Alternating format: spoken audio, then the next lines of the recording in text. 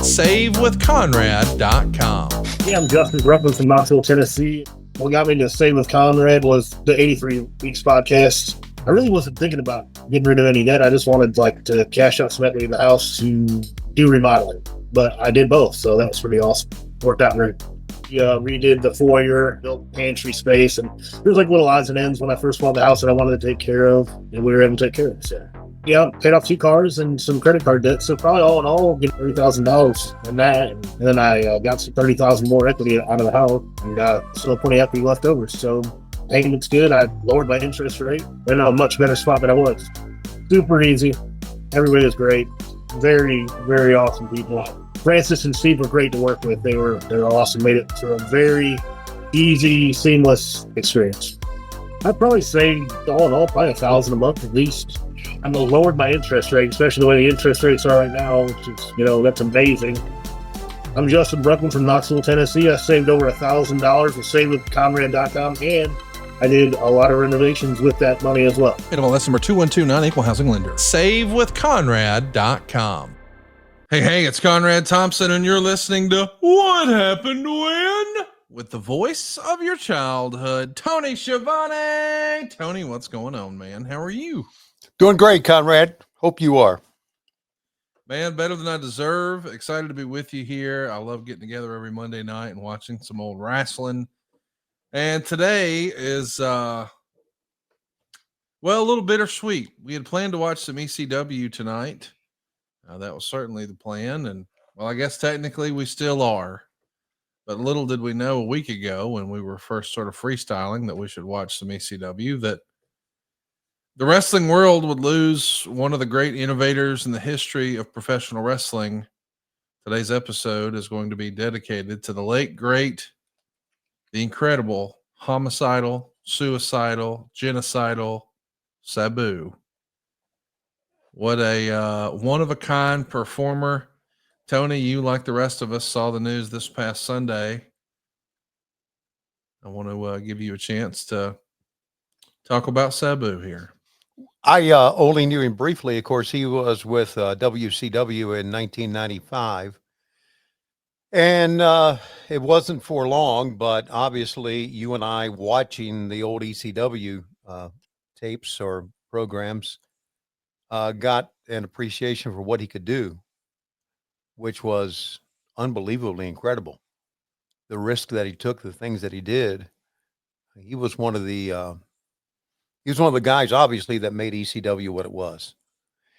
So it shocked me that he passed away at age 60, and got to meet him got to see him again recently last year during a WrestleCon, during WrestleMania weekend in Philadelphia. And it was really a shocker.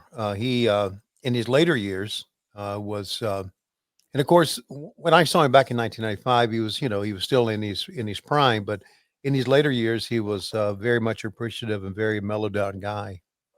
But I don't think you could be much mellowed out to do the things that he did in the ring, right? My God, they were incredible. So I'm not really the proper guy to talk about him, but I can talk about him from the appreciation to what he brought to the ring and what he brought to the matches. I think a lot of what we're seeing today had a profound impact. He had a profound impact on what we were seeing today. Don't you agree? No doubt. A real innovator, a trailblazer, a pioneer. You've heard all those words thrown around. All of them are true in the case of Sabu. Your favorite wrestler's favorite wrestler was Sabu at one point or another. I was talking about Sabu's legacy a little bit earlier this morning as we recorded Jeff Jarrett's podcast, My World.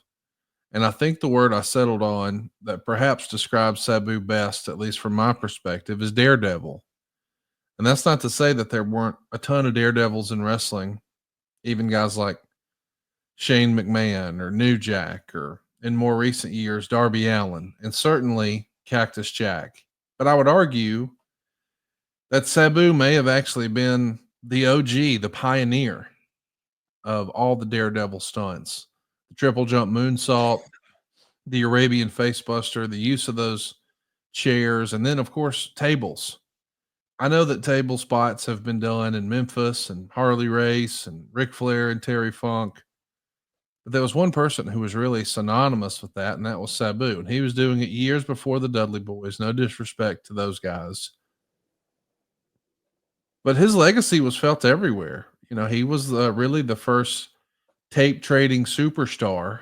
He was an underground superstar before that was really a thing. And he had a series of matches with Al Snow, and that caught everyone's attention. And before you know it, you know, Philadelphia was sort of built on his back, first with the TWA and later Eastern Championship Wrestling. And we all know eventually Extreme Championship Wrestling. And he was exactly what Paul Heyman was looking for to build his brand off of. And even when WCW was offered the opportunity to go head to head with Vince McMahon and Monday Night Raw, even Eric Bischoff knew he needed something different than, and he reached out to Sabu. And years later, I don't think anyone would have ever predicted that Sabu would have the run he had with Vince McMahon in the WWE. And then later, of course, TNA. And what an innovator, how special he was. And I'm glad that he's getting his flowers now. I only wish that, well, he'd made a little more money in wrestling than he did. I hated to hear at times that things weren't going awesome for him. Obviously, he's going to have a lot of pain giving all the stunts that he did. And obviously he, you know, lost the love of his life a few years ago. And I couldn't wait to watch his last match at Joey Janela's Spring Break, the GCW show this past WrestleMania. I stayed up late. I was watching. There was no chance I was going to miss it. And for all the criticism, I just wanted to see him one last time, and it felt special. And I was glad to hear he went to the Joel Goodhart show that was put on, I don't know, 10 days ago or so, I guess, at the ECW Arena. Right. I hate that he's no longer with us, but I am glad that on WrestleMania weekend at the biggest indie show of the year, he got to main event one last time. He got to use barbed wire one last time and take it to the extreme in front of all of his friends and family. And then a week later, he's at the ECW Arena celebrating where it all started. It's almost like this was preordained, predetermined, if you will. So I'm sad that he's gone, but I'm glad he's no longer in pain, and maybe he's finally got some peace. And I don't know, dude. This one, I talked with Joey Styles over the weekend when the news happened, and he said, "Man, this one really hurts." I just hate it for everybody who really knew him. I mean, I probably only had 24 interactions with him. Right. We weren't like friends or anything, but he was always super cool and super professional and super funny. And I don't know, you know, I saw Taz do a great tribute to him on his Instagram story. And the real life Taz is very appreciative of what Sabu did. And he said that, hey, Sabu made me. And I think there's a lot of other guys who would fall into that category. And we're going to do our best to celebrate Sabu here tonight. We're going to watch a handful of his more iconic matches. We're going to watch him versus Cactus Jack back in 1994. We're also going to watch him and Terry Funk in a barbed wire match from 1997. We'll watch him in a tag team match with his buddy Rob Van Dam against Hayabusa and Jinsei Shinzaki for an ECW show that everybody still talks about.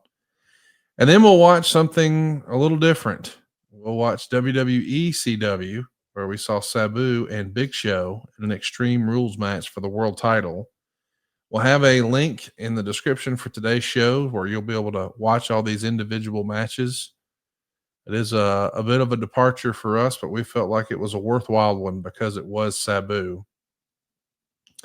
Rob Van Dam had a statement he put out. He's probably linked with Sabu more than anybody else.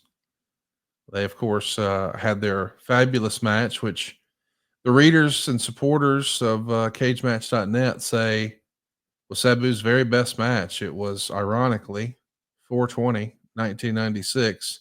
It may have been Rob Van Dam's debut at the ECW Arena.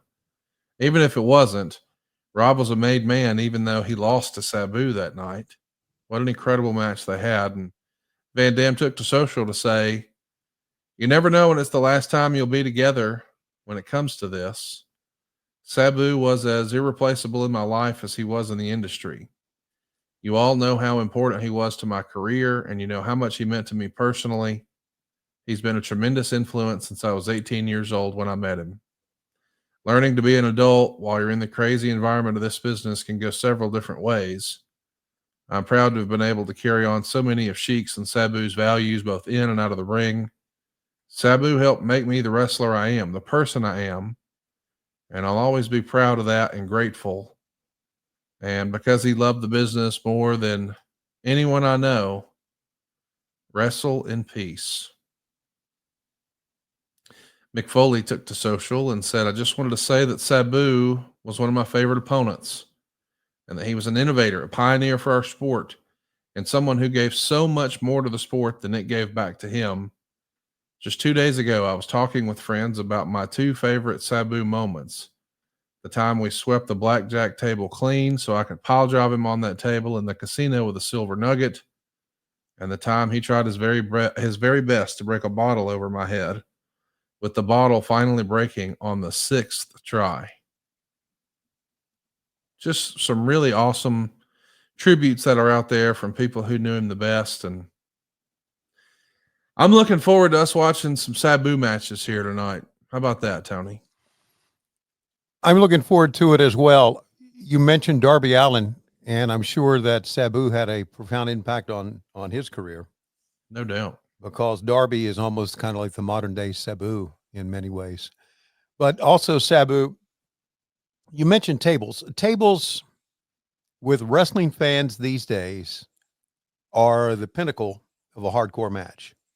If someone drags out a table and they don't use it, wrestling fans boo. Yeah. Wrestling fans chant table, table, table, because that's what they want to see. And you have to thank Sabu for that. And yes, you're right.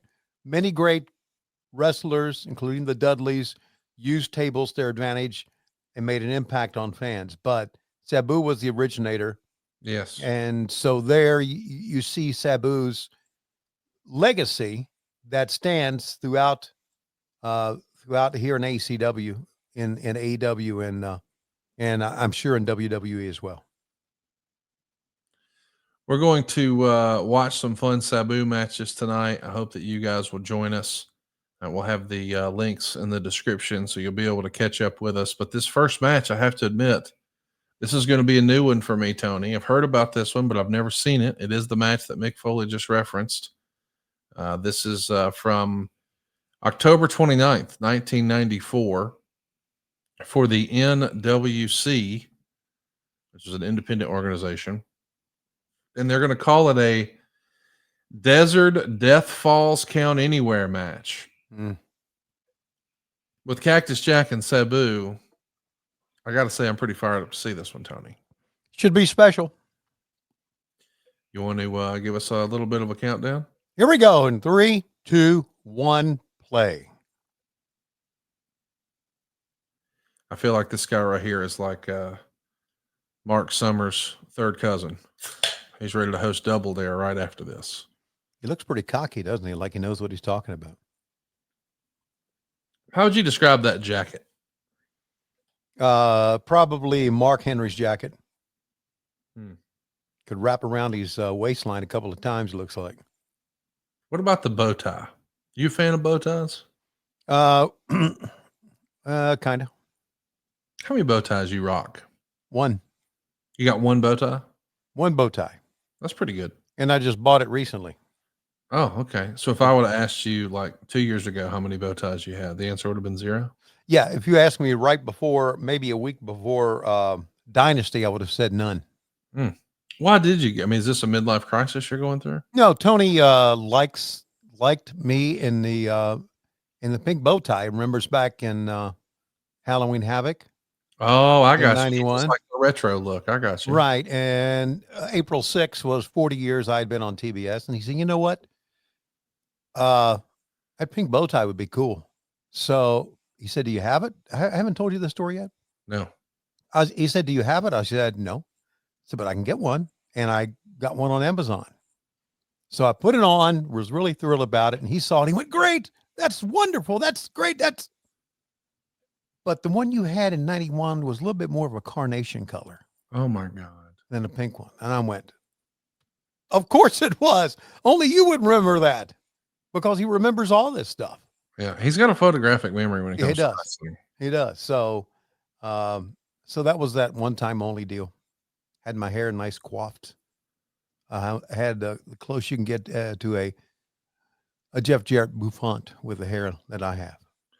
Cactus Jack coming to the ring right now at this independent show, and he's got a leather jacket that I think the sleeves have been cut off on to make it a leather vest. I think this is around the time that he was actually in the business of selling those leather jackets. Wow. He took out ads in magazines and stuff and promoted it, and I don't think the business worked out, but man, I've always loved those leopard print boots. I wish I could find a pair of Cactus Jack leopard print boots. I think that's fun. That was unique. I love where you find it as well. Hey, we can't track this. Is this owned by WWE? Sure, we can track it all you want, bud. No, really. Can we or can't we? No, we can do whatever you want. What do you want to hear?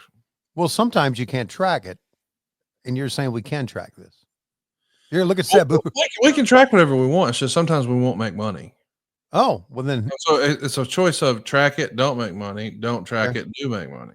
Yeah. And so I, being a capitalist, I always say, well, I might like to have the money. Yeah, like I know you're like, yeah, I got plenty of money. No, I don't. I loved how Sabu came to the ring. Do you see that? I mean, sprinted. Yes. Yeah. Is this where he breaks the bottle over his head in 6 tries, or this where they're going to go to the casino? They're going to go to the casino. Oh, the blackjack table. Yeah, they're at the Silver Nugget Pavilion. Oh wow, how about the jump cut there? Yeah, big edit. Let's see what the what this independent crowd of, what do you think? 300? Every bit. Let's see what they're saying here. And boots right to the arm area, and down goes Sabu on the concrete floor, and he's grabbing a chair right now. Sabu with the chair, lays it right on top of Cactus Jack. Enough of that. Yeah. If you want to hear announcer scream, tune in Saturday nights to Collision. Okay. How about that chair shot right over the dome piece there? Wouldn't happen today. No. By the way, let me just say, I know that people are going to be critical of this presentation, and I'm sure you yourself don't love it.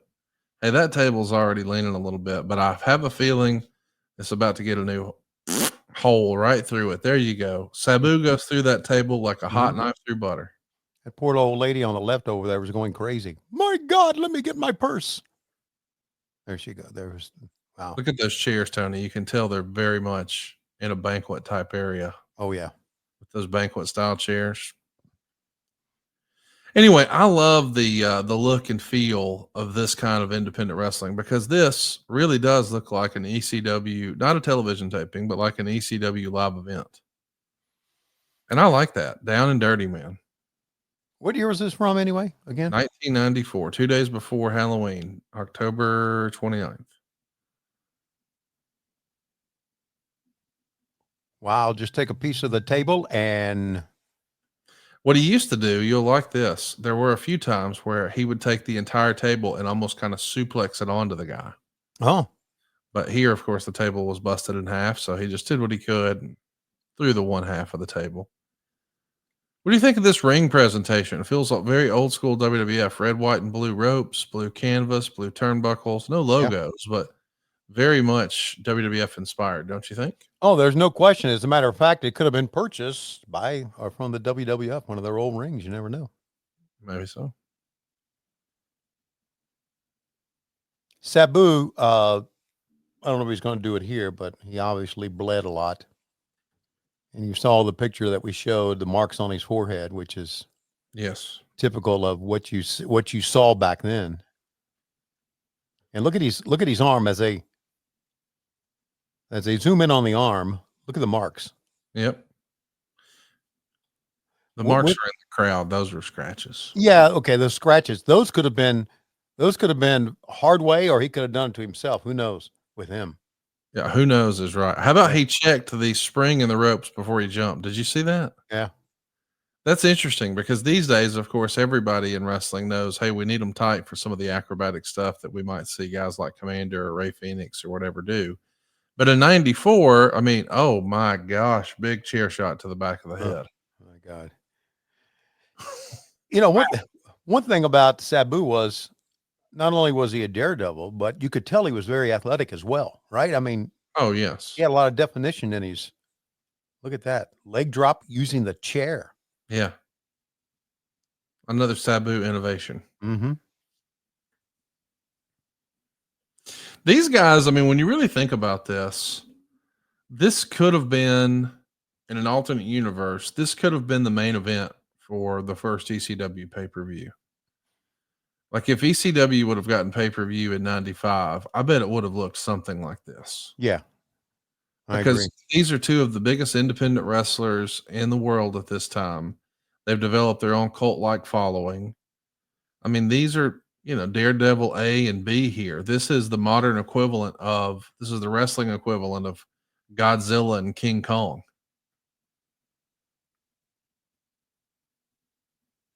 Oh, what a great spot. I always love when Sabu would catch himself on the bottom rope like that to slow down the fall. With his heels. Yeah, Yeah. absolutely. What did you think of the MC Hammer Genie pants that Sabu would rock? Well, they were kind of chicish, weren't they? Chicish. Do you think he should have rocked the curly toe boots like the Iron Sheik, or do you like regular boots? Like regular boots. I think the Iron Sheik should have been the only one for that. Cactus is staying on him, doing a little commentary with the microphone and right back at it. Oh gosh, the way Sabu just collided into that ring post, I wonder if we may or may not get a little color here. I would think we would. How many blade jobs do you think Sabu did in his career total, if you had to guess? I don't even know how many matches he had. That would. So all the matches. All the matches. Yeah. That's funny. He's tucking that blade back in his strap. Obviously, it's not a complete number. There's going to be some missed ones, but according to cagematch.net, Sabu had 1,735 matches. I bet it was more than that. Yeah. This match against Joey Janela last month was, it hadn't even been a month ago. It was 3 weeks ago. He hadn't wrestled since 2021. In 2021, he only had 2 matches. So he'd been pretty much retired for quite a while. Look at this. Cactus Jack trying to take the cane from the old lady. I love that. She wasn't going to give it up either, was she? His first name when he first got started was Sabu the Elephant Boy. Right. I read that. Isn't that wild? That's kind of unique. I wonder look at that back heel kick. Just like I said, very athletic. Something that, again, I'm not saying it's a complete list. We all know it's not.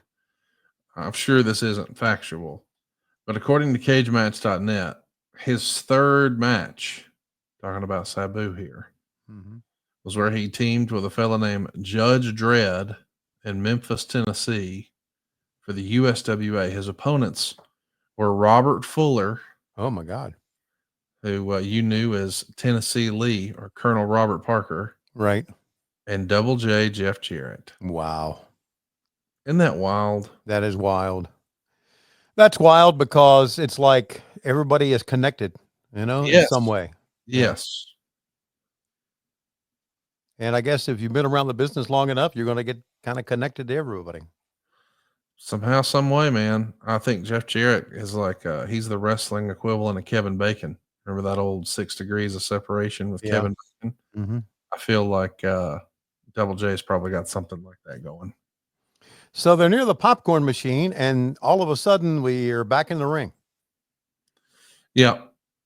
I wonder if they going to show the blackjack table. I hope they do.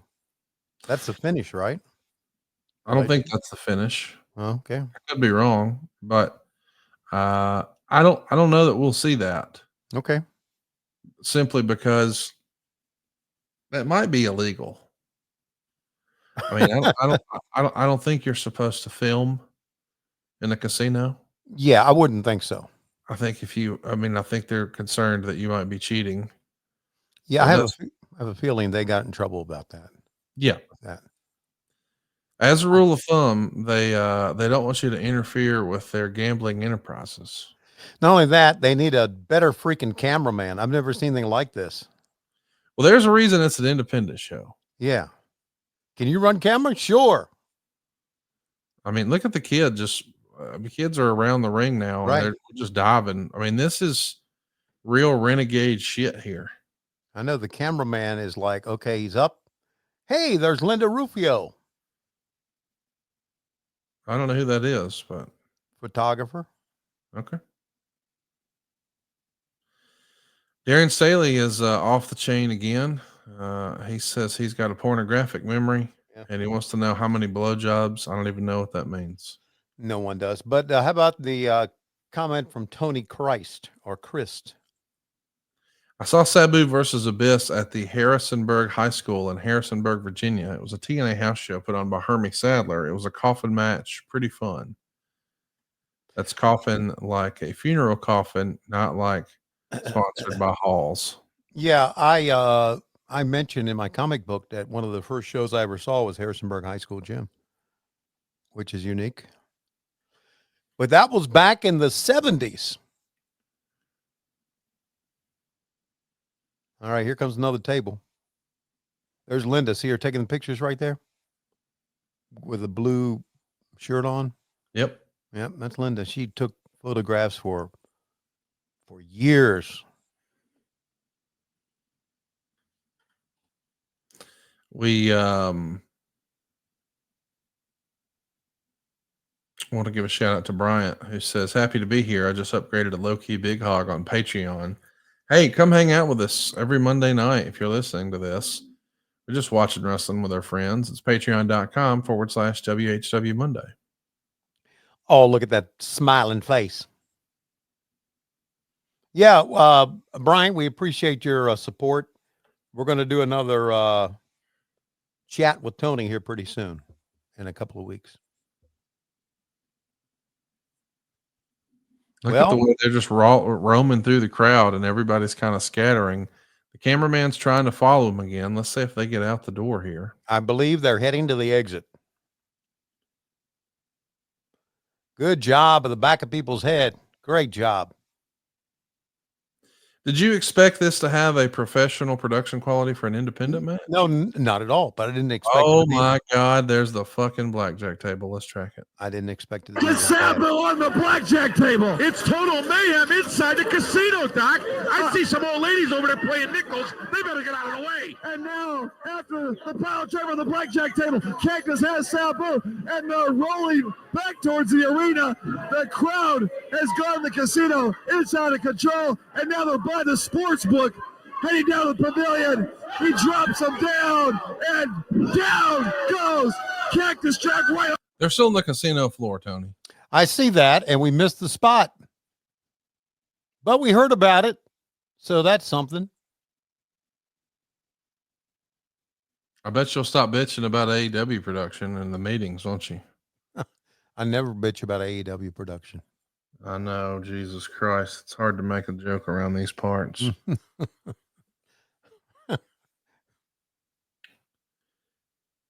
Putting some time in here, too. Yeah, I mean, there's no doubt this was the main event. Yeah. And where was this shot again? In the desert. You mean in the sand in the desert? Yes. The Silver Nugget Pavilion in Las Vegas in the desert. Okay. You ever go to the Silver Nugget? I went to the Golden Nugget. Oh, you're too good for the silver. I see. Yes, I am. Wow, you're at that level now. You got that sweet, sweet Tony Khan money. Well, the last time I was at the Golden Nugget, some dumbass brought me a big dinner. I bet it was tasty. Yeah, it was good shit. You're welcome, Tony. Thank you, Conrad. It was a fucking delicious dinner. Yeah. Shout out to Vic and Anthony's. Mhm. By the way, if you're wondering, we do have a lot of mentions in this era of Sabu. There's even comparisons being made about Great Sasuke, saying that he's mentally tough like Sabu, which I thought was a great compliment. My God, the hangman spot. There you go. Yeah, you can only do. You know what? You can only do those with WWE rings. So maybe it was a bought one. Well, he did that in WCW. Did he? It Ripped his ear off. was a house show, though, wasn't it? That's how the ear came off, though. Yeah. By the way, the write up about this in the Observer said Cactus Jack and Sabu tore down the Silver Nugget Casino in Las Vegas on 10/29 before 500 fans. Sabu won, but that isn't really important. They had what was described as an incredible match, including a pile driver on a blackjack table in the middle of an ongoing game. Huh. 2 weeks after this, they did this same match in Inkster, Michigan. It was a no DQ match. And these guys were on tour with this. They were the big independent attraction for sure. They even wrestled for ECW in the Hamburg match. It was Hamburg, Pennsylvania. It was at Pulsations. I'm sorry, not Pulsations. Hamburg, Pennsylvania is where Sabu cracked his ribs. And after 7 tries, he broke a beer bottle on Cactus's head. It was a unique match in that the guys can't work matches like that for very long and remain in one piece. Of course, neither of these guys is anywhere near in one piece. The work itself isn't smooth, but it is brutal beyond belief. After cracking ribs on the guardrail doing an Acai moonsault, Sabu got up and did one crazy spot after another, including a second Acai moonsault on Jack, who was prone on a table outside the ring, going through the table. And by the way, guys, this is 31 years ago. Oh my God. But yeah, this the bottle spot and this pile driver on a blackjack table were both referenced in the same Observer. So call it October of 1994. It's pretty crazy to think that Cactus and Sabu's 2 most memorable moments and favorite stories of Cactus's career with Sabu happened in the same calendar month. And of course, as we were told yesterday, Sabu died at age 60. So he's 29, 30 years old here. Just a kid. 1, 2. He kicked out. Of course he would. Yeah, Sabu, you're exactly right. Wait, you know what? What? I just looked up the wrong shit. I looked up, but you are correct. He's 29. He turned 30 about 6 weeks after this. Okay. But I guess Sabu was an Indian actor who later gained United States citizenship. I'll be honest, the only Sabu I ever knew about until this very moment was the wrestling Sabu. I had no idea that he was also a giant star. And the first role he played was in the movie Elephant Boy. So Sabu the Elephant Boy. There you go. That was back in 1937. Don't think that was him. Yeah. He was also in the movie Jungle Book. Ah, Mowgli. 1942 movie, as well as Arabian Nights. I'm getting it now. Be honest, didn't know any of this. Learning a little bit here today.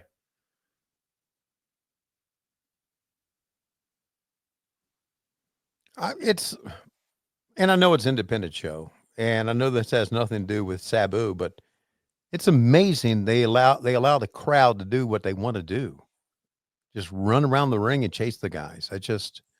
The dangers in that, not only to the wrestlers, but to the fans, For sure. And the potential for lawsuits. Anyway, I guess we've come a long way in the 25, 30 or 35 years or 31 years or whatever it is. Now he's got the chair up on top here. Sabu does. He just got hit right in the gonads. Mm-hmm. Is he going to do like a moonsault with? There's really no dealing with this guy. Well, here we go. Oh, cracked him. Oh, there you go. To the head, and now Sabu coming from the middle rope. Another chair to the head. Down goes Cactus Jack. Sabu from the middle rope. Flying leg drop with the chair. Flying leg drop with the chair. Going for the cover. 1, 2. That's it. The Arabian facebuster off the top gets it done. I got to agree with Meltzer. That was a crazy ass spectacle. That was a fun match, Tony. It was, and it's everything that we expected. I almost feel like the only way you could stop Sabu is if you had a gun. I mean, let's be real though. Owning a handgun for self-defense comes with serious responsibility. You need it secure, but also accessible when it matters most. And too often that means choosing between locking it away or leaving it out, vulnerable to kids, guests, or intruders. And that's the problem that Stopbox USA set out to solve. And they nailed it with the Stopbox Pro. It's 100% mechanical, keyless, battery-free lockbox that gives you instant controlled access to your firearm with no electronics, keys, or codes required. Just a patented 5-button locking system that responds only to your unique input. It's fast, intuitive, and built for muscle memory, so you're not thinking, you're reacting. And when seconds matter, man, that makes all the difference. With the Stopbox Pro, you don't have to trade safety for speed or peace of mind for readiness. Your firearm stays secure, but always within reach. And our listeners are getting 10% off your entire order when you use the code WHW. All of the Stopbox products are proudly made here in the USA, and the Stopbox Pro is TSA compliant. And for a limited time only, our listeners are getting a crazy deal. You get 10% off your entire order when you use the promo code WHW. And right now, Stopbox is also running a deal on their most popular bundle, the 2-pack, which saves you over 30% and comes with free accessories and shipping. That's 10% off and a big bundle discount when you use the code WHW at StopBoxUSA.com. Discover a better way to balance security and readiness with Stopbox. Were we supposed to pause this thing No, and pick it up at another time? no. So this is the same match. I guess they're doing some. They're leaving the ring. They shook hands and they're leaving. Shook hands and leaving. Let's hear it for sportsmanship after throwing the guy through a table. Well, they got to do it again with a beer bottle a few days later in Hamburg. 6 times in the head. I hope that's one of them we see. I hope that's the second one that we see.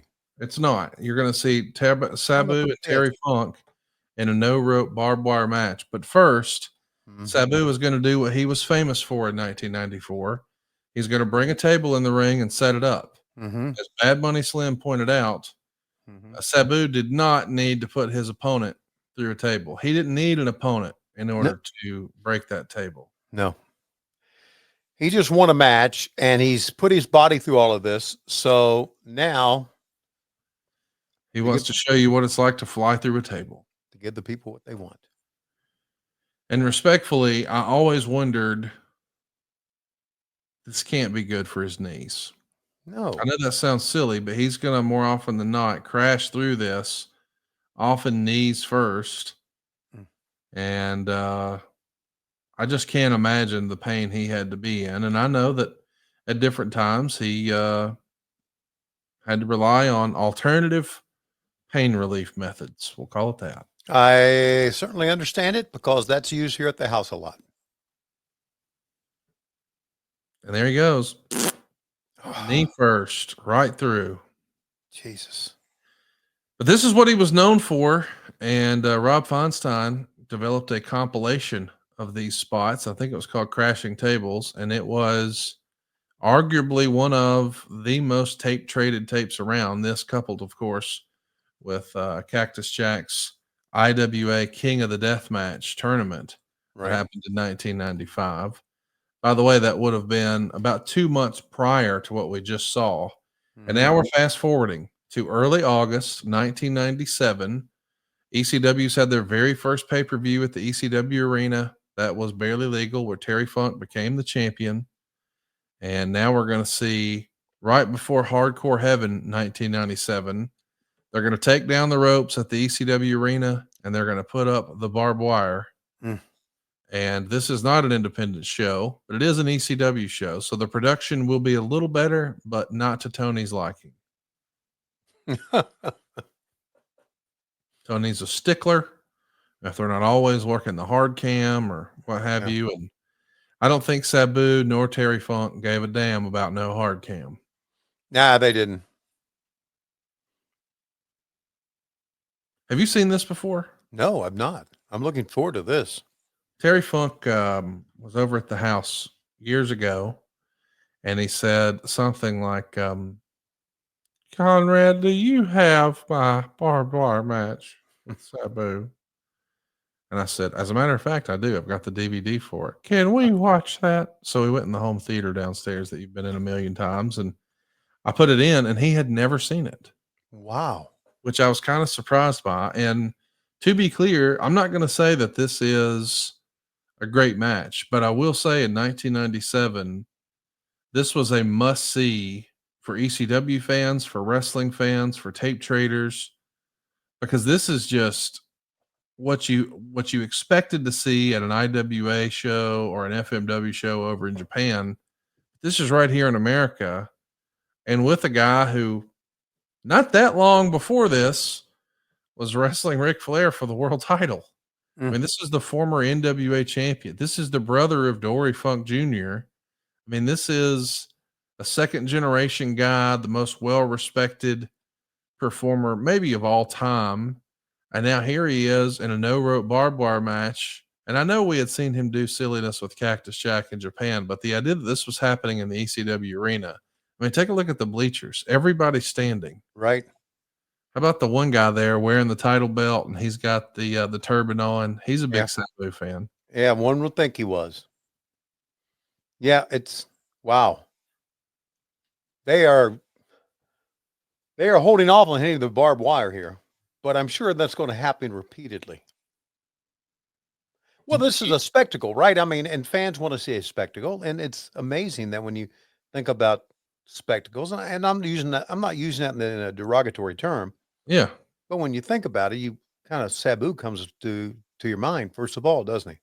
Oh, no doubt. Just so you know, Tony, you're going to see Sabu tear his bicep in half and the muscle will fall out. Oh, that's great. He'll call for Fonzie to throw him a roll of tape. So he'll tape his muscles back together live on camera right here for you. Okay. And he'll keep going. Now, when he gets to the backstage area, of course, they're going to try to encourage him to go to the hospital on his own and paying his own bills, of course. Yeah, of course. And Paul Heyman comes up with a pretty swifty solution. Oh, he really? hands him some super glue. Oh, good for Paul. And I don't know if he took it out of his check or whatever, but he super glued that bicep shut and he kept making towns. That's Sabu.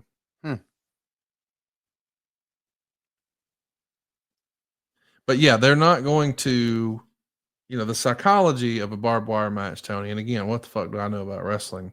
Would be that you don't immediately jump to it. Like when I've seen the TLC, they don't start with Darby on top and just send him sailing. Right. We build up to that. All right, ready, go, sail. Now listen, this is a TLC and he's not flown off the top of that motherfucker yet. What's the holdup? It's the Tony Schiavone way of thinking here. Foreplay is a 4-letter word in Marietta. That's exactly right. We're here to get shit done, honey. Notice how much tape both of the guys have on their hand. I mean, way more than normal. I mean, they're wearing gloves. Oh, big. Yikes. Our first big bump right into the barbed wire. By the way, if you're curious, Tony, yes, barbed wire is illegal in the state of Pennsylvania by the Pennsylvania State Athletic Commission. This is strictly prohibited. Of course. And of course, this is not working barbed wire either. No, they don't. They never did that bullshit. Yeah.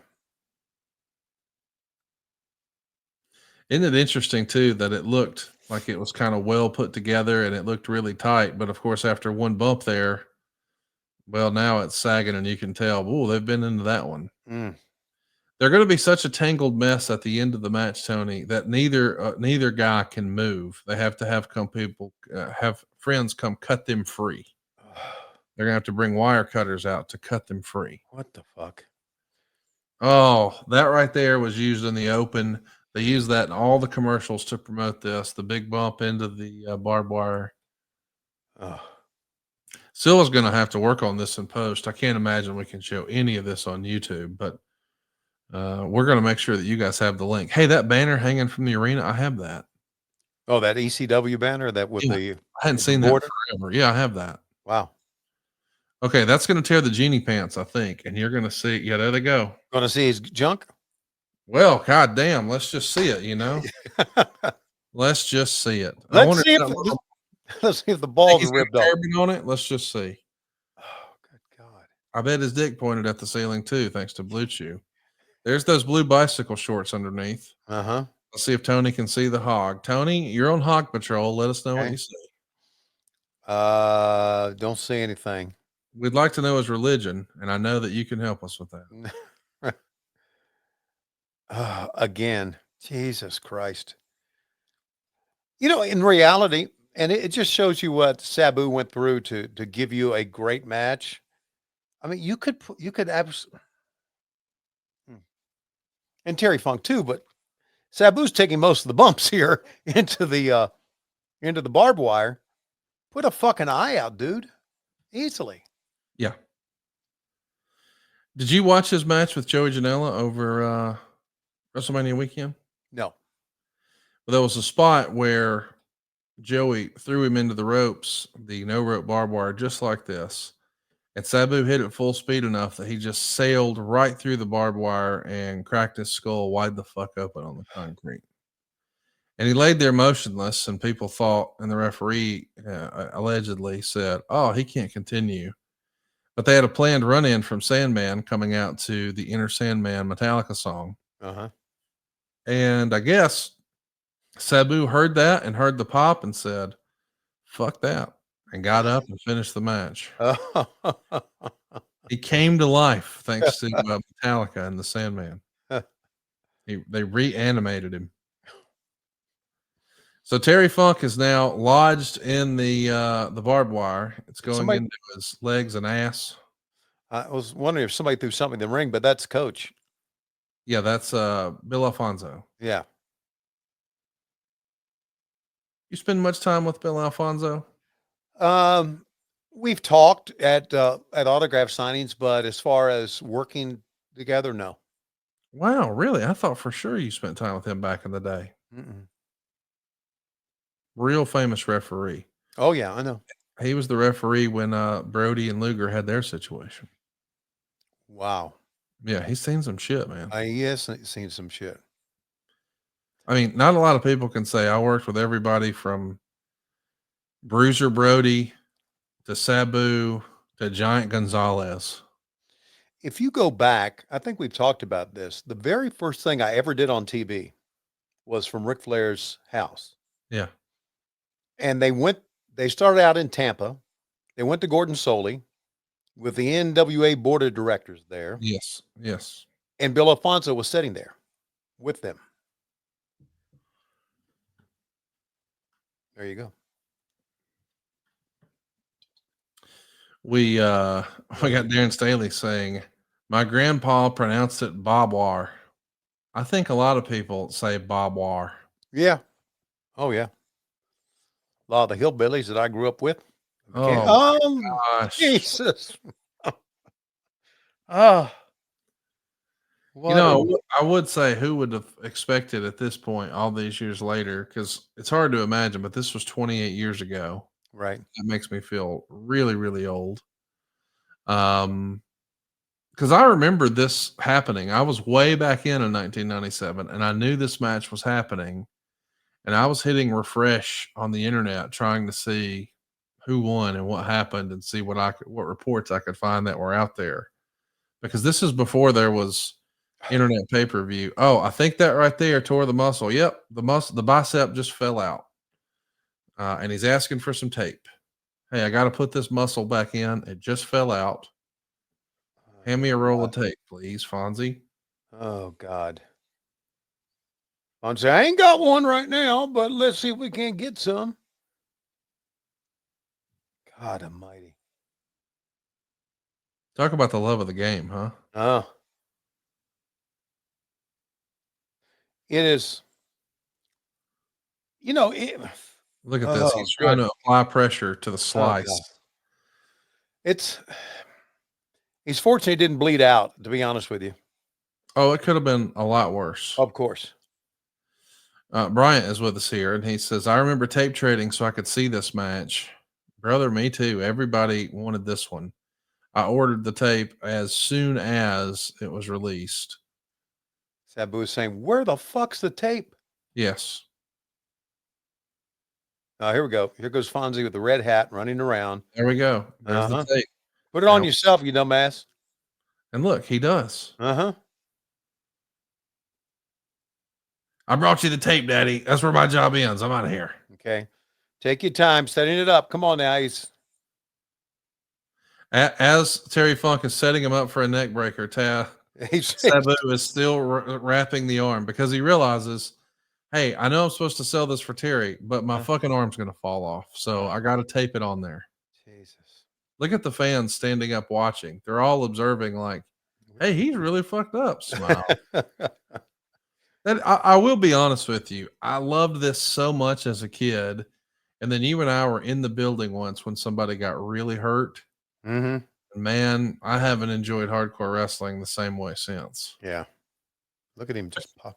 It's one thing when you're just watching on TV and they're just, television characters. It's easy to just, this is just a performance and these are actors and, that guy's not really Sabu. That's Terry Brunk. He's fine. Yeah. But then when you see there's a real medical event, you're like, oh shit, this is, I don't know. I feel weird about this. So I'm watching this back now instead of as a 15-year-old or 16-year-old who thinks this is badass, man. Because that was damn sure what I was thinking at 16.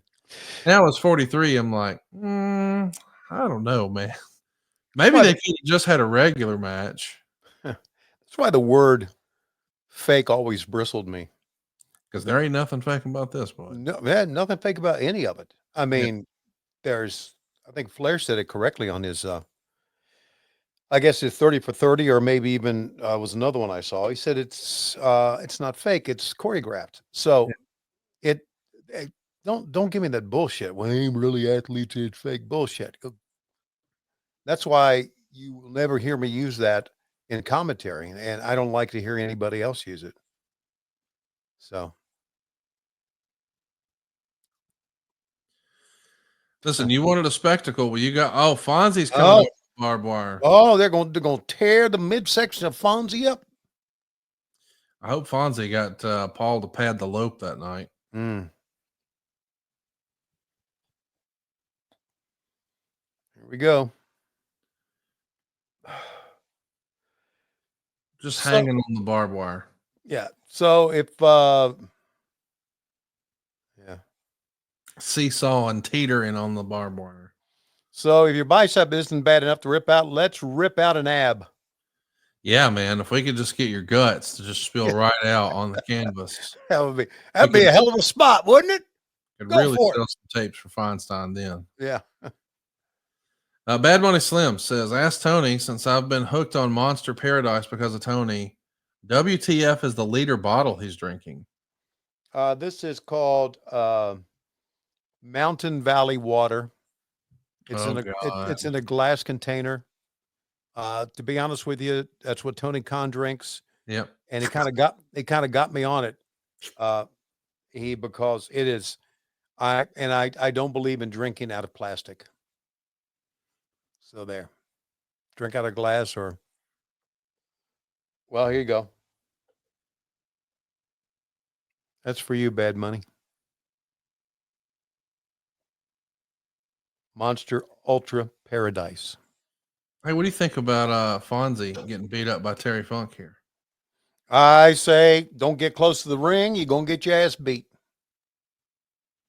What's he doing now? He's got the clips out? Yeah. Of course he does. Because he's got some plans for that barbed wire, you see. He going to wrap it around his goddamn arm. I think he's going to wrap it around his dick and do some hardcore fucking. Yeah, boy. Got to have a tough dick for that. Oh no, he's gonna lash him with Whip it. it good. Gonna lash him with it. Oh, did you see Sabu sell it? And then his hair got caught. Oh, Just rip the hair right out of his fucking head. Leave it in the barbed wire. oh man. I mean, I know this is something nobody thinks about, but neither one of these guys live in Philadelphia. Right. I guess what I'm saying to you is they went and bled all over some hotel room, and then you came in there and smothered your bare ass all over it the next week when Nitro was in town. Well, you know what? I've smothered my bare ass over a lot of sheets. So there you go. And he's still beating up Fonzie here. I'm just saying, can you imagine if you're one of the cleaning ladies and you're in there doing your job the next morning and it looks like a fucking crime scene? Yeah. You'd be inclined to want to call the police. Little did you know, no, it was a performance. There was no murder. No one was kidnapped. I mean, there probably were crimes committed, but there's no reports on file. See, I need to make to do a little bit of commentary here. Please do. Without even trying to put names to it. Okay. I won't follow up. I promise. All right. Yeah. So how much do you think they got paid for this? Not a lot. Right. Who just ran in the ring? Rob Van Dam. Rob Van Dam. I would guess $5,000. Do you think they even got paid for it? Oh, 100%. Okay. This is before they had problems. All right. That's what bugs me about, if anything bugs me about ECW, that's what bugs me about it. Guys did so much crazy shit for the love of wrestling to try to do something different. Look how Terry Funk is wrapped up in it. And many people didn't get paid. So that's what bugs me. But anyway, that's as far as I'll go. Terry Funk is wrapped up in barbed wire. Well, now let me be clear. I appreciate what you're putting down, and I know you're intentionally not trying to have the conversation, but I do want to say Paul Heyman filed bankruptcy. Okay. So it's not like Paul stole all the money. Okay. And I know there's been narratives out there in wrestling where there's this guy who stole the money or that guy who stole the money. The reality is, as much as I hate to say this because I'm the world's biggest ECW fan, I almost said AEW, but I know there's bigger AEW fans. But I was one of the biggest ECW fans. Right. However, this was not a profitable venture at any point. Yeah. Like their payroll, because at this point, the Monday Night Wars are at an all-time high in August of 97. Yeah. I mean, they're knee deep and they're having to sign these guys to contracts. But I mean, even this is probably sold out with 1,200 people there or something. Yeah, I see it. I see what you're saying. And I'm not saying that he didn't pay or he cheated anybody. I'm not saying that at all. I look at this and I'm thinking that in an alternate universe, these guys would have gotten. Oh, What's a shame is that respectfully, Tony Khan was in the crowd for this and not in the back. yeah, that's right. Because if he was in the back, these guys would have been, Sabu would have been a millionaire. Mm-hmm. And he should have been. Yeah. He deserved to be. I can't believe how wrapped up Terry Funk is in fucking barbed wire. Well, it's about to come to a head. We're near the end of the match here. Oh, okay. He's already done a leg drop. Through a table. The whole right side of the barbed wire is down. He's done the leg drop. He's gonna put him out here again, and here he goes one more freaking time. But first, let's get some more barbed wire. And he's going to wrap himself in this barbed wire, Tony, and then splash on top of Terry Funk. And they're both just completely covered because, it's one side of the ropes around Terry, another side of the ropes around Sabu. And look at his face as he's wrapping it around himself, selling it. I'll never forget him screaming and then one more. Oh, fuck. You think this guy's not a legendary performer? I mean, both of them are, obviously. But we're honoring Sabu, and it's amazing. It's absolutely fucking amazing. It's such a mess. I mean, they can barely move. They're going to have to be cut free. But look at Terry Funk, not giving up. Still going. Look at Fonzie trying to cut him free.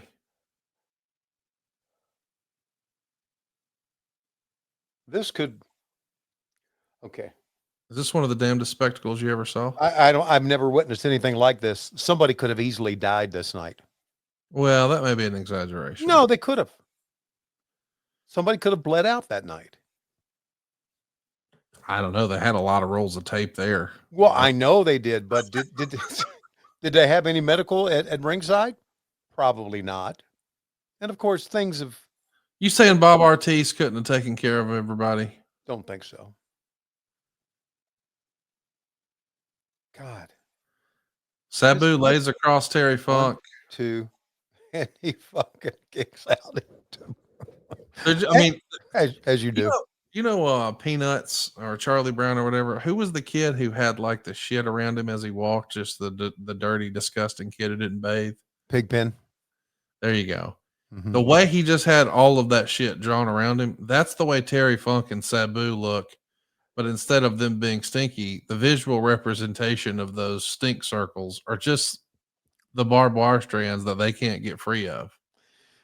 I mean, look at that. That was the finish. You notice how the fans didn't do much cheering till the end because they were just like going, I can't believe what I'm watching. Because they literally can't move. Yes. But the fans were like, they're just staring at this spectacle. Holy shit.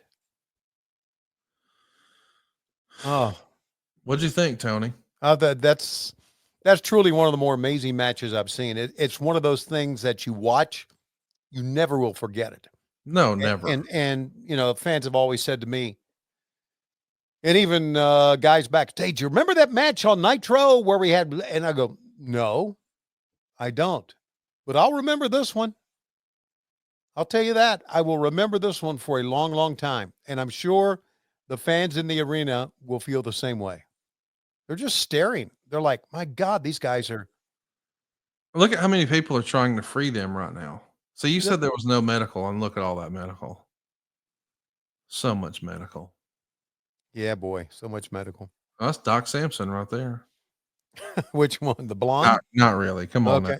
Now. All right. Hey, I want to plug everybody. If you're a small business owner, I want you to go check out conradsguide.com right now. That's where you'll find my buddy Eric Nichols and my friends at Envision Marketing Consultants. I bought digital before I really understood what I was buying. I'm talking to you if you're looking to do SEO, or maybe you're trying to grow your business with pay-per-click or targeted display, or maybe you just want ads on streaming video that you see on Hulu or YouTube or even Amazon. If you're doing any of that or want to do any of that for your company, you owe it to yourself to go to conradsguide.com right now and let my buddy Eric take a look. Him and his guys have decades of experience, and most importantly, they're staying on top of the technology and they're optimizing my campaigns. So they're going to figure out what works and what doesn't work, and they're going to do more of what works and less of what doesn't.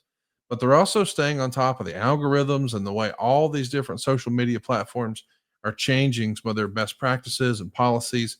That stuff evolves literally every day. Well, how can you keep up with that and run your business? Well, you can't. And that's why you need Eric. And if Eric and his team can't help your company and they think you're on the right track, well, they'll tell you that too. Trust me, it's worth a little bit of time it'll take. And if they do half as good for you as they did for me, you'll see why I tell everybody, I got a guy. Call my guy. It's conradsguy.com. That's where you get a hold of Eric and his team at Envision Marketing Consultants, where smart but simple marketing drives results. They're still trying to untangle these rascals. Oh, God. I think they've finally got Sabu off his face. You want to talk about for the love of the game. Look at the crowd doing a standing ovation here. They should. And now something really special and totally different. Okay. We're in Dayton, Ohio, a year later. It's actually 51 weeks later, August 2nd, 1998, ECW is now firmly in the pay-per-view game, and the ECW Tag Team Champions of the World are on their way to the ring right now. They're a trio led by Rob Van Dam, followed closely by Sabu, and there he is in the back, Fonzie, the manager of champions. Bill Alfonso was here. He's going to call it straight down the middle, Daddy. And originally, according to Paul Heyman, they tried to get Misawa and Kobashi for this show. They wanted that to be a big spectacle, and certainly it would have been the craziest thing that ever happened in ECW. It didn't happen. Of course, they were all Japan superstars. But Paul was able to pull off a deal with FMW, where we get Jinsei Shinzaki, who many WWF fans would remember from his WWF run as Hakushi. But to the left is perhaps the Japanese equivalent of Sabu. It's Hayabusa. And just another incredible performer. Sadly, he was paralyzed in 2001 when one of those moonsaults went awry and he landed right on his head. Just a reminder of how dangerous this could be. But this match in particular is one of the most well-reviewed, highly regarded matches in ECW history. A lot of people would say this is their favorite match in ECW history. Wow. It's Heat Wave 1998. And Tony, I don't think we've seen this one either. I don't think we have. Whoever over there in Little Mexico, I mean San Antonio, who's helping us pick some matches, he did a pretty good job today picking some big highlights that we've never seen before. Yeah. Well, take a bow, Dave Silva. I don't know that he can physically do that, but okay. Slightly bend, but thank you very much. Oh, you're welcome. There you go. Don't bend so far where you expel gas out of your ample rear end. Hey, you know what I realized? What's that? We've been talking quite a while here, and we've not done anything silly yet. Can I play a clip that I think everybody who I know that a lot of our listeners, and you're probably familiar with this, a lot of our listeners, Tony, they don't watch modern wrestling. They just listen to a lot of our silly shit. Did you know that? I didn't know that. So we have some lapsed fans here, if you will. Lapsed fans, okay. Yeah, so they used to watch, and they still enjoy watching the old stuff with us, but they don't watch the current stuff as much. Yeah. But if you're not keeping up with the current stuff as much, then you would have missed perhaps one of the greatest promos in the history of wrestling, starring your great close personal friend, Anna Jay. Let's take a look. Harley, you had my fat ass last week with Megan and Penelope. Do you have my fat ass again tonight? With both hands, Anna. Because together, I've got the T and you have the A. The tenacity and the aggression. And tits and ass. Yes, that too. Tony, Thunder Rosa, and Penelope. Who wants to get choked out? Yeah, that was the closing line. Get on! Is that one of the greatest promos in the history of wrestling? It is wonderful. I'm just going to tell you, Hard Times ain't got shit on Anna Jay and her. Yeah. Yeah, the one that Tony Storm did too when we were live in Atlantic City. Atlantic City was pretty wonderful as well. Yeah, Wait a minute, referring to herself as a whore. I was kind of. As a matter of fact, we're watching one of the best matches ever in ECW, and you want to talk this bullshit? They haven't locked up yet. Okay. This is crazy. Still haven't. Oh, there they finally lock up. Oh, starting out with Hayabusa and Rob Van Dam. I'm not asking this to be funny. I promise. I'm legitimately asking. Is this your first time seeing a Hayabusa match? I think so. Wow. Okay. Unless it was one of those that Eddie Kingston wanted us to watch a bunch of matches from Japan. No, we didn't watch a Hayabusa match. Yeah. Eddie is, I'm sure he enjoyed FMW, but he's more of an all Japan guy. These days, a New Japan guy, but not the FMW was sort of, it stood for Frontier Martial Arts Wrestling. Okay. But it was like the ECW equivalent of Japan. It was the little engine that could. They were a little hardcore. They had guys like Onita out there throwing fire. It was Onita's promotion. Okay.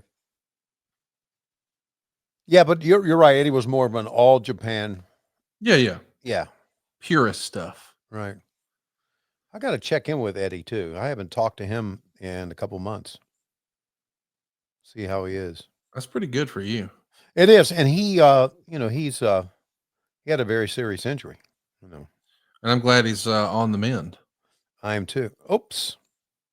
Hey, our friend has a big doctor's appointment tomorrow, so throw up some prayers for some good news tomorrow. Okay, I will. I've been praying for our friend for quite a while. Tomorrow's a big day. Yeah. I want to mention, as we're recording tomorrow morning, as folks are listening to this, yesterday morning over at podcastheatwrestling.com, we were live on YouTube celebrating Sabu with Al Snow, Rhino, Blue Meanie, and some other special guests. And if you missed it, it's available right now on our new Podcast Heat YouTube channel. Head on over to podcastheatwrestling.com. Be sure to hit the subscribe button and turn on that notifications bell so the next time we're live with some of your favorite wrestlers, you won't miss it. You'll have a chance to ask your questions. It's totally free. It's podcastheatwrestling.com. I'm glad that we're going to cover so much Sabu this week. I'm glad that we're giving him his flowers, but I really wish he would have gotten more of these when he was here. I mean, I feel like if the real life Terry Brunk was here, I feel like he'd say something like, "Thanks for putting me over. Wish you would have done it last week." I agree with that. And not only that, I think we got to see Rhino in Detroit, and it was pretty cool. What a good guy.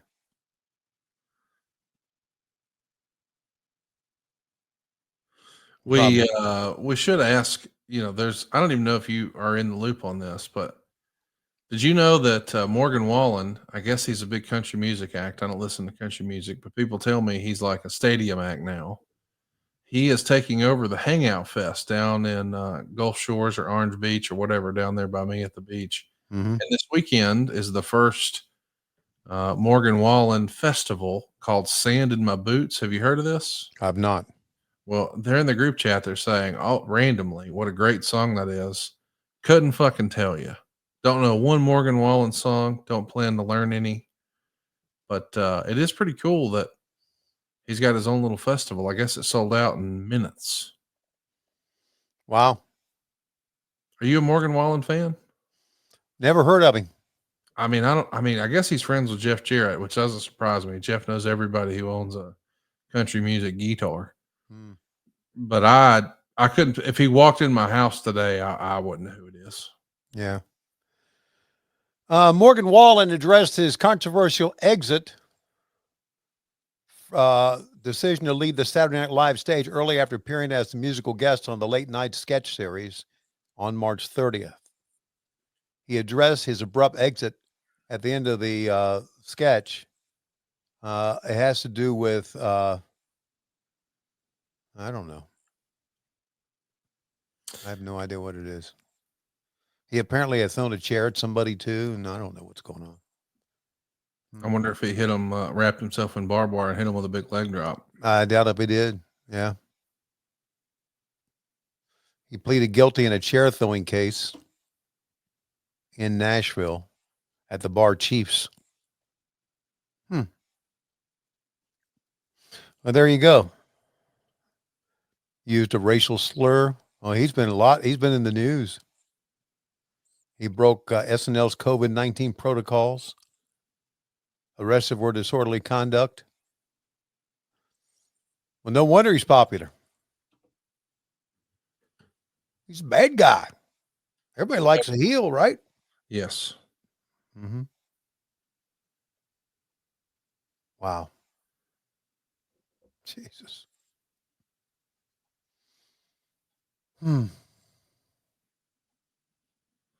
Andrew Dice Clay is one of my favorite follows on Twitter. Yeah. And he tweeted, Sabu was a carer for his sick mother from age 20 until she died when he was 47. A lot of his money went to her.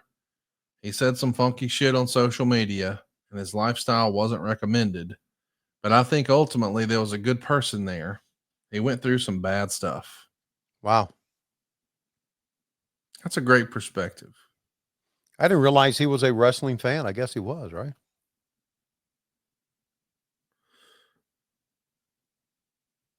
Hello? Who was a wrestling fan? Who tweeted that? Andrew Dice Clay? Oh, no. Okay. I thought you said the other Dice Clay. No. Okay. I got you. No, that's a very good tweet. Hey, Bryant wants to know, how much is Black Rifle coffee? Are you drinking to get a hoodie? Also, is it good? What is Black Rifle coffee? I don't know what that is. Black Rifle Coffee. It's, I'm not going to promote them because, well, I got the shirt on, but, Yeah, I was wondering. I don't know what that is, though. yeah, Lois drinks it all the time. Oh, I just Googled it. Veteran founded. Mm-hmm. Well, that's Yeah. cool, I guess. She subscribes to them. We get coffee all the time from them. Oh, the first thing I see is their political affiliations. I got it. Makes sense. Why Lois? They got a store here in the Atlanta area and a gigantic store in Savannah, Georgia. And I bought this hoodie for Lois and she didn't want to wear it. 1, 2 count. This is a completely different match, like you said, from the That's what barbed I'm wire saying. thing. You get to see every version of him. You want a crazy brawl all over the arena, even through a blackjack table match. We saw that. How about Hayabusa's boots? You like that? The separation of the toe and the other, It's big pretty. toe and the others. It's unique. It is unique. Yeah. My best wrestling buddy growing up, well, at least in high school, his favorite wrestlers, and this is when I knew the cat was weird, I guess. Raven, Brian Pillman, Hayabusa, and the Ultimate Warrior. Connect the dots on that one. I don't think you can. Well, I'll tell you this: it would have been a hell of a promotion because you had something for everybody. Yeah. Honorable mention: Jinsei Shinzaki, but he's also one of those guys who used to sleep on a bamboo bed, so it was like, some sticks on the floor. Right. He tried to convince you that that was the way to go, and he had a goofy ass sword in his bedroom. He had like every Bruce Lee movie on DVD, and on the first date with a girl, he'd make them watch them all in order, back to back to back. Not just a sword, but a goofy ass sword. I've seen those too. I'm just saying, like, I know everybody's got like their different styles and stuff, but if you're the type of goofy motherfucker who's got some sort of ninja sword over your bed, yeah, then I'm just going to go ahead and say we can be acquaintances, but we ain't ever going to be friends. I'm just, hey man, why is there a sword over your bed? You're 40. You don't, what are you doing? This match has got some great shit going on. Look at this on the outside. How about this acai moonsault? Yeah. Beautiful.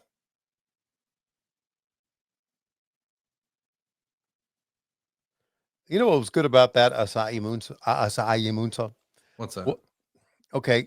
A lot of times you see in today's wrestling, kids who are not that experienced, they do the big spot where the guy comes off with the moonsault and jumps on everybody. Yep. But it takes a long time to get there. And it didn't take him long to get there. And it didn't take long for those people or those wrestlers on the bottom to get, look at that, to get in position. It just happened quickly. Yes. That's a sign of a professional or a good wrestler. Knows what he's doing.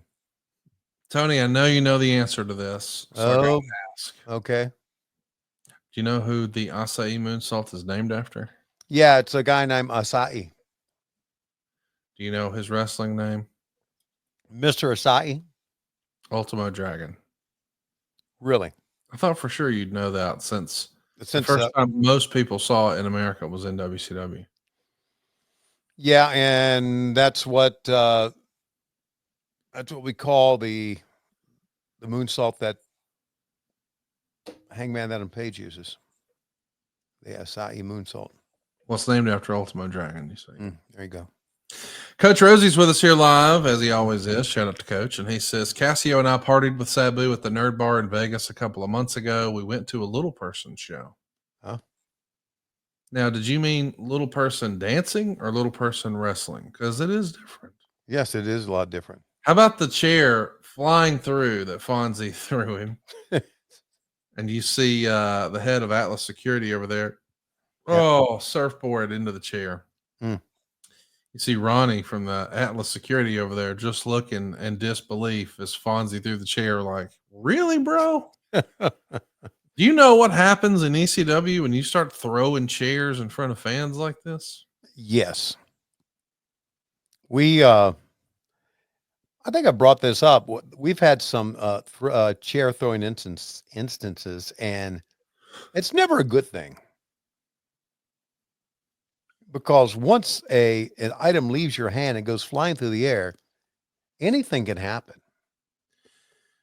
Did you see, of course you didn't, but WWE presented Backlash over the weekend, their pay-per-view from St. Louis. Wow. And I guess Cena the night before on Friday night did a promo to promote that, of course.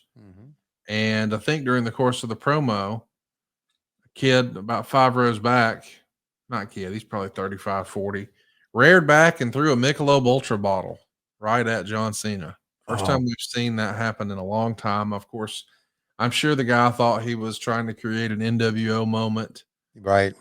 But yeah, we're not throwing bottles. And if you're listening to this, do not throw bottles or do not throw chairs. I know this isn't something that everybody talks about, but the wrestling organization and the building will sue you. Yes. You will be arrested and you will be sued, and they will not drop it. I know you think, well, they don't need my money. No, they don't want your money. They want to press charges, and they want to set an example of you.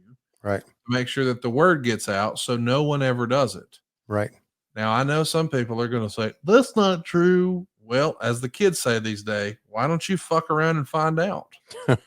Because if you're dumb enough to do it, right, you will not be able to get government clearances. There will be jobs you will never be eligible for. It'll be embarrassing as shit. Jesus You'll Christ. be banned from that arena. Yeah. Did you see that fly in out of nowhere? That was amazing. Holy shit. He went 3/4 of the way across the ring for a frog splash. Yeah. Jesus. That was amazing. But you're right. You'll never being able to see a wrestling match again of the WWE's is the least of your problems. That's right. Yeah. Jesus. Hey, by the way, Darren Staley, he's asking all the good questions tonight. I'll just let Silva pop it up and let you answer.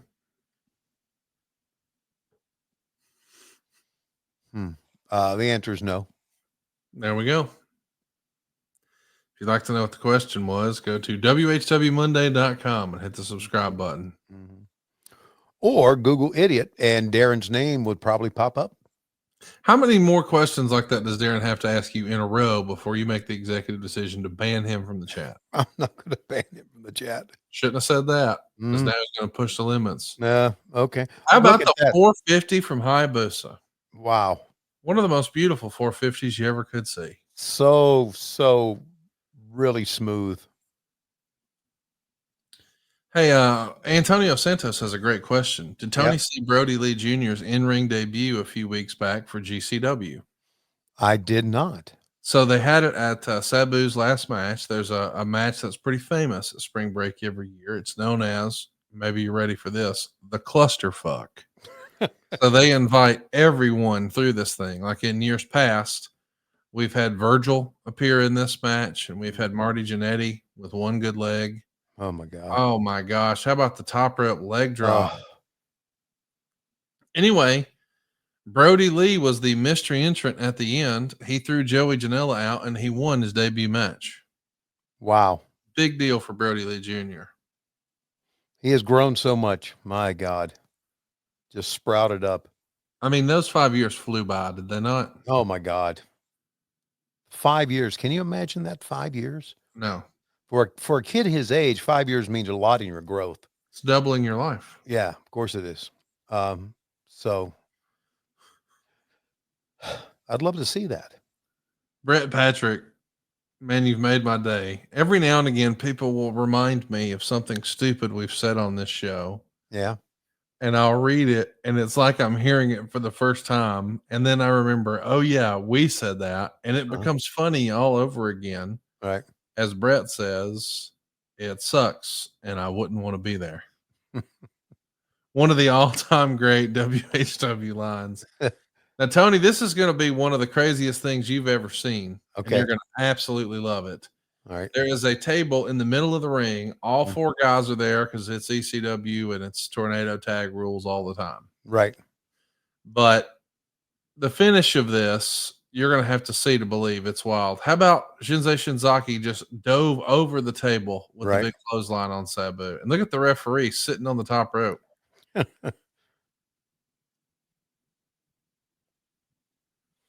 So the table is still in play here. Little straight jacket action. Oh, how about you knowing straight jacket action? Hey, Darren, we have a blast for you too. Thank you for joining us. Good night, sir. We love busting your balls, and thank you for busting Tony's, and we'll play along. And good luck to your pup too, Darren. Roll Tide on that. Absolutely. Okay, so a dragon screw leg whip. Look at you calling moves. Well, I know Excalibur. Oh, I got you. Okay. Did you see Excalibur on Family Guy this weekend? No. He was on Family Guy. Was he really? Yep. Wow. How about Van Daminator on Hayabusa with the help of Bill Alfonso? Oh, kicking the back of the knee right after, and another dragon screw leg. And by the way, his look bananas, do they not? Yes, they do. Is that the best looking dragon screw leg whip you've ever seen? Oh, the way he does it, it looks like a finish. Right. I think that table just fucked itself. Okay. Yep, it's fucked. Oh, God. Get me another table. Hayabusa went outside like they're going to work on a tag. Mm-hmm. Sabu's like, nah, we're not going to work on a tag. We're going to set this table up. He just got a splinter or something in his hand. Hey, while you're checking it, Hayabusa just heals him right in the face.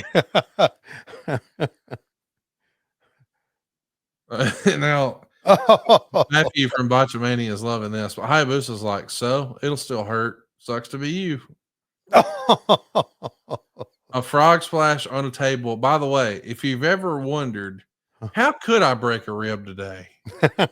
The answer is let someone frog splash you while you're on top of a table. All right. We're getting ready to see the big high spot here. Yeah, that Silva just spoiled for you. Yeah, so it's just... He ain't even watching the show. He's over there pulling his pud. Yeah. You know he's a 50-year-old pud puller? I didn't know that. A leg drop on the back of the head, for crying out loud.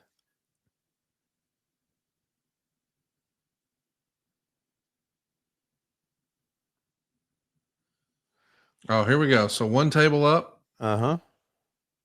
He sees the chair underneath. Got to kick the chair out of the way. Yeah. Fonzie's trying to help with the tables. I'm going to get it going, Daddy. Don't worry. So Hayabusa's on one table. Yeah. And Jinsei Shinzaki's on the other side of the exact same table. Both of their legs are hanging off. Uh-huh. We're going to see Sabu on the right. And Van Dam, quick as a cat, jumps to the top on the left. And here we go. Dude. The Rock and Roll Express and the Midnight Express never did no shit like that. That's fun. Never. Oh. 1, 2, 3. Better not kick out of done. How fun was that, dude? That was great. That Something was totally different. I'm glad we got to see it. And hey, something else I'm excited for you to see is savewithconrad.com. You know, the Federal Reserve data showing the share of accounts making only minimum payments has now climbed above 11% as of the first quarter of this year. And that's the highest level recorded since tracking began way back in 2012. So it's the highest ever. And at the same time, a recent survey from Experian found that 2 in 5 Americans in credit card debt believe making the minimum payment is enough to manage it. Well, like millions of Americans, are you too struggling with high interest credit card debt and just making those minimum monthly payments? You've heard me say time and time again, your home is still more than likely worth more than what you paid for it. So instead of carrying over that high interest debt from month to month or taking on new debt, why not use the equity in your home instead? Take Andy, our buddy up in Appleton, Wisconsin. He had some medical issues that forced him and his family to take on a lot of credit card debt. Then he came to savewithconrad.com and we helped him take advantage of the equity he already had in his home. He knocked out all that debt and he's going to save more than $1,000 a month. But how much can you save? Find out right now at savewithconrad.com and let my team run the numbers for you for free, just like we did for Andy. There's no obligation, and if we can't help you save money, we won't waste your time. It doesn't hurt to look. You got nothing to lose. What are you waiting for? Go check it out right now at savewithconrad.com. NMLS number 2129, equal housing lender, savewithconrad.com. So here we go for the ECW World title. This went down December 9th, 2006. So over 8 years after the match we just saw, Tony. And it's totally different. It's a very big show when he was doing a very good job as the ECW World Champion. And believe it or not, Tony, this is a big moment for Sabu because they're in the ECW. They're not in the ECW arena. They're in Madison Square Garden. Wow. That is a big deal for any performer, isn't it? Absolutely. Mickey J is the referee, and Sabu threw some tables out from underneath the ring. I guess we went to a break and came back, and he tried to throw a chair at Paul, and Big showed him you don't do that. Yes. By the way, I believe this is, I could be wrong, but I think this is the only time Sabu ever competed in Madison Square Garden, and I'm glad we got to see it. And I'm glad it's against your friend Big Show and a referee you know quite well, and Mickey J. And believe it or not, Paul Heyman is managing the ECW World Champion. No, Right. not Sabu, but Big Show. Right. Man, remember these giant chops that Paul White used to do in the corner? Oh, Yeah. just going old school with the headbutt. Paul was athletically heads and shoulders above any other big man. Don't you Oh, think? for sure. I don't Yes. think there was any a big guy that can move like Paul White. Now, the Paul White we're seeing right here, what the hell do we have here? We have guys in battle and riot gear stomping Sabu. I guess it's all part of Paul Heyman's That's right. goons. Okay. This match is only going to go 8 minutes and 36 seconds. I believe it was the main event back when ECW was on the Sci-Fi Network. We're about 14 episodes into that experiment. We know ultimately WWE ECW fails, and well, it's just not very good. But this match is fun because it does show you some of the versatility of Sabu as a performer. Just think of what we've seen today. Brawl all over the place, including a casino with Cactus Jack. A spectacle like no other. Maybe the most famous no-rope barbed wire match of all time. Right. Arguably the greatest tag team match in the history of ECW. Certainly the most famous, and with an international flair, sort of ECW versus FMW. And now a match that most people would have never even imagined. I mean, just take a look at the career trajectory, easy for me to say. Sabu was becoming an underground legend in 1995, working the independents and certainly main eventing for ECW. Meanwhile, Big Show was making his debut in WCW as the Giant and winning the world title on his very first match.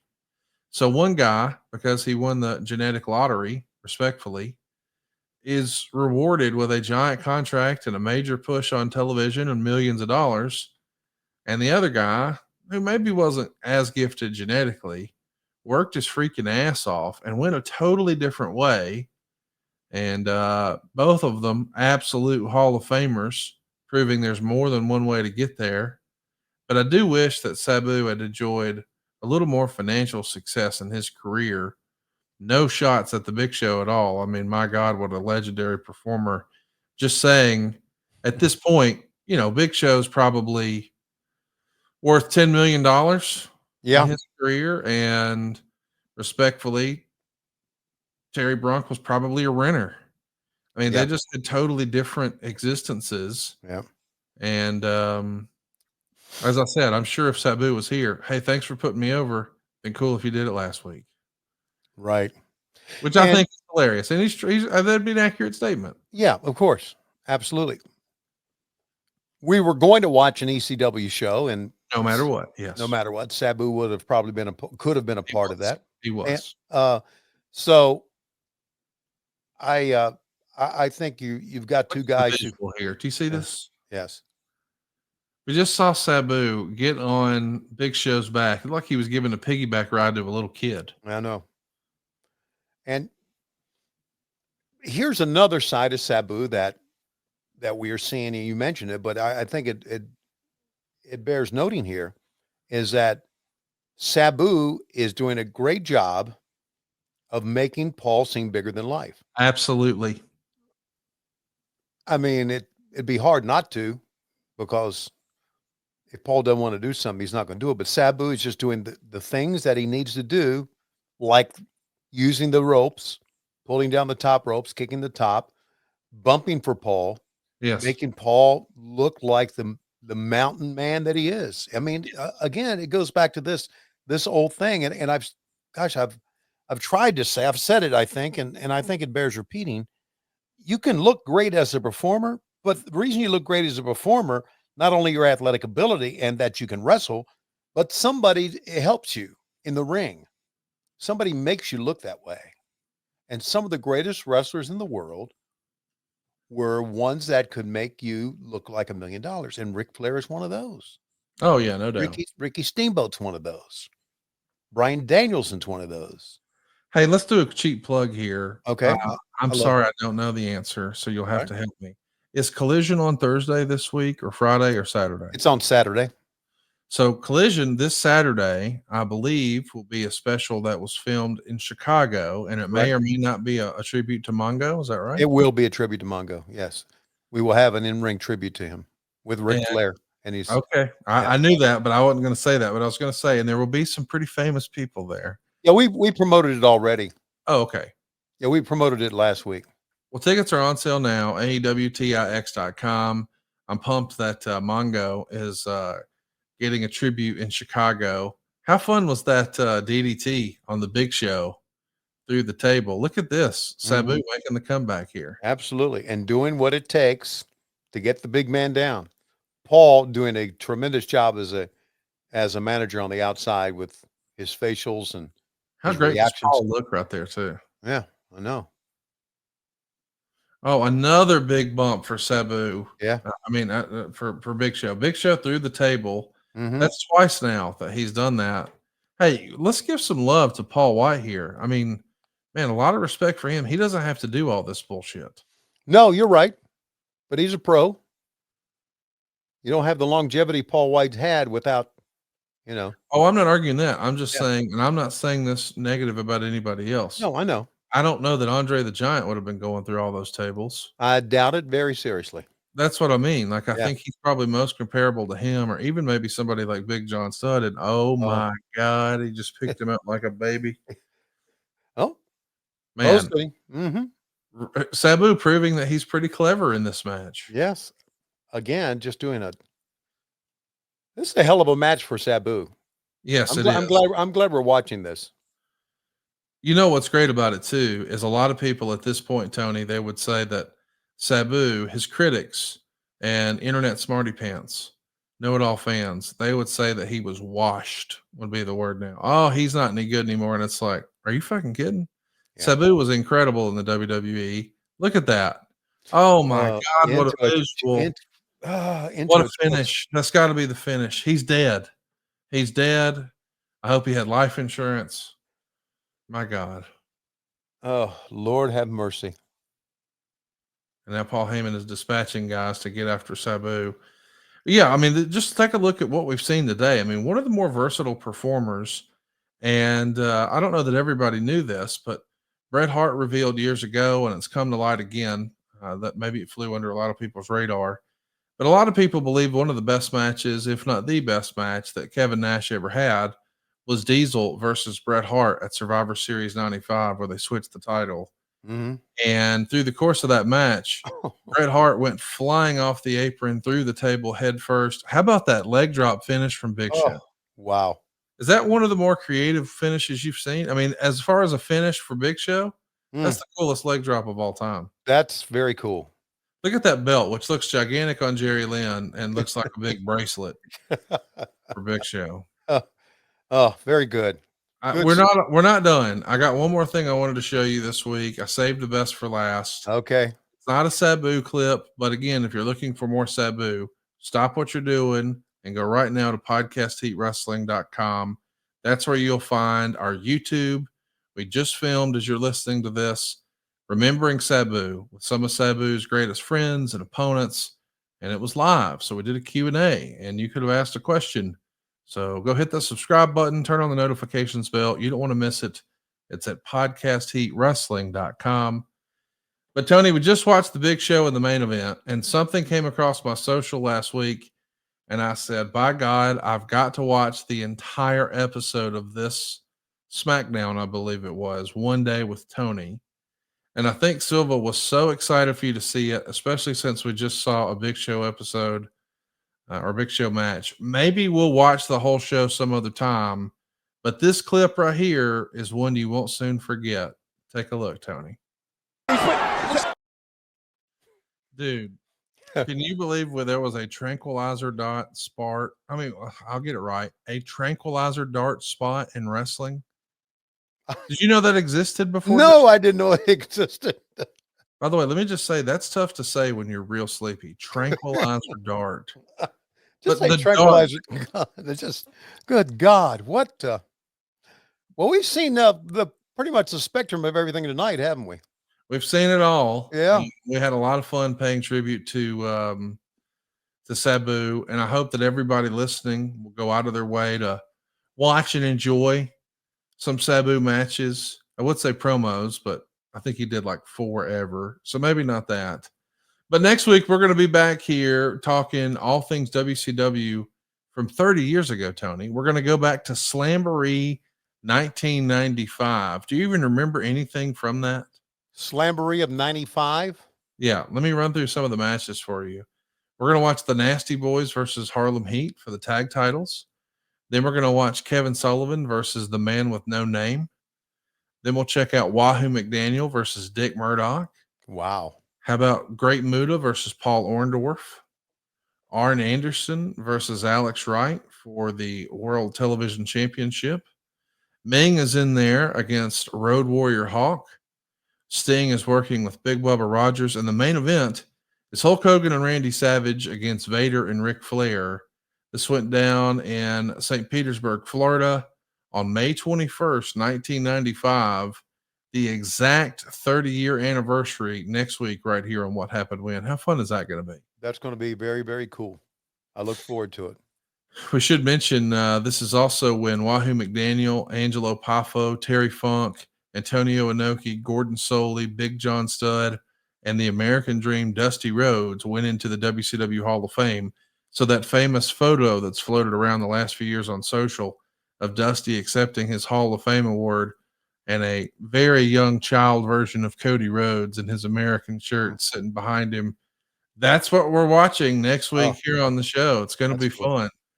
But Tony, right now, it looks like it's about that time. And a lot of times we do at least I do so many silly things here to wrap up the show, but I think we ought to wrap it up by saying we are all much, much happier to see a guy like Sabu in his prime. Yes. He'll never be forgotten for the things that he did. And I've said many times, I said ECW's style is what lives today in pro wrestling. Well, that style was born through the athletic ability and the crazy thing that Sabu did. So every time you see somebody go through a table now or do something crazy, think of Sabu. We're desperately out of time. Tony, let's do it. Hit that finger. Hey, it's Conrad Thompson here to tell you a little more about what adfreeshows.com is all about. Get early, ad-free access to more than a dozen of your favorite wrestling podcasts every single week, starting at just $9. That's less than 20 cents an episode each month. And yes, you can listen to them all directly through Apple Podcasts or your regular podcast apps. How easy is that? Ad-free shows also has thousands of hours worth of bonus content and docuseries like Title Chase, Eric Fires Back, Conversations with Conrad, and The Insiders. Plus new series like The Book with David Crockett, Monday Mailbags with Mike Chioda and Nick Patrick, and a whole lot more. And you want to talk about early? You can't get any earlier than listening to the shows live. You can be a part of the live studio audience as we record the podcast.